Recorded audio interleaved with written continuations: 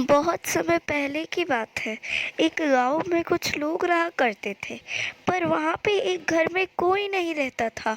लोगों का माना जाता था कि वहां पर इसलिए कोई नहीं रहता है क्योंकि कुछ समय पहले वहां पे एक औरत की हत्या हो गई थी और वहां पे उसका साया रहता है अब। फिर दो दोस्त उस गांव में आती है उसी घर में रहने के लिए, जिस घर में एक औरत की हत्या हो गई थी और वहां पर कोई नहीं रहता है।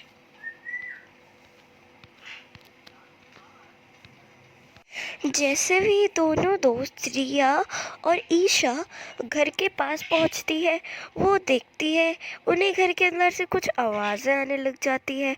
और जैसे ही वो गेट को छूने वाली होती है ईशा, वैसे ही गेट अपने आप अचानक से खुद ही खुल जाता है। और जैसे ही दोनों दोस्त रिया और ईशा घर के अंदर आते हैं, वैसे ही उन्हें चुड़ैल ने देख लिया होता है। फिर चुड़ैल बोलती है, अरे इनकी इतनी हिम्मत, ये मेरे घर में कैसे आ सकती है। फिर रिया तो जाके सोफे पे बैठ जाती है, पर ईशा बोलती है कि मुझे ना इस घर में कुछ सही नहीं लग रहा है, क्योंकि जब हम आ रहे थे गेट भी अपने आप खुद ही खुद खुल गया और अब थोड़ी ऐसी हवाएं चल रही है, जबकि पर्दे और खिड़की तो सब कुछ बंद है। आयशा को बताती है, मैं तो इस घर में कुछ भूत वूत का साया है, तो हम जल्दी 1-2 दिन में इस घर को छोड़ देते हैं। पर ईशा कहती है, अरे ये सब तुम्हारा वहम है, तुमने देखा नहीं था आते हुए गांव में कितनी तेज हवा चल रही थी। और फिर ईशा रिया की बातों पे इतना ध्यान नहीं देती। फिर ईशा रिया को बोलती है, मैं ना सोने जा रही हूँ, तुम मेरा दिमाग खराब मत करो। अभी हम आए हैं और अभी से ही तुम्हारी बकबक चालू हो गई है। फिर ईशा रिया को कहती है, अब बहुत रात हो गई है, सो जाते हैं और आगे का कल को देखेंगे। और ईशा दोनों सो रहे होते हैं कि ये मेरे घर में कैसे सो रहे हैं। चुड़ैल फिर अलग अलग आवाज़ें निकालने लग जाती है। फिर रिया ये सब सुन रही होती है। रिया फिर उठ के जैसे ही देखती है, वो ईशा को भी उठाने लग जाती है।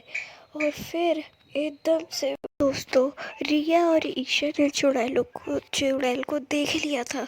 फिर रिया और ईशा सोचने लग गए, अरे अब क्या करें।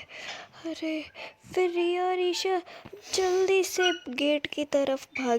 ईशा रिया से कहती है, जल्दी से वो कॉल करके उन्हीं तांत्रिक बाबा को बुलाओ जिनका नंबर तुम्हारे पास है।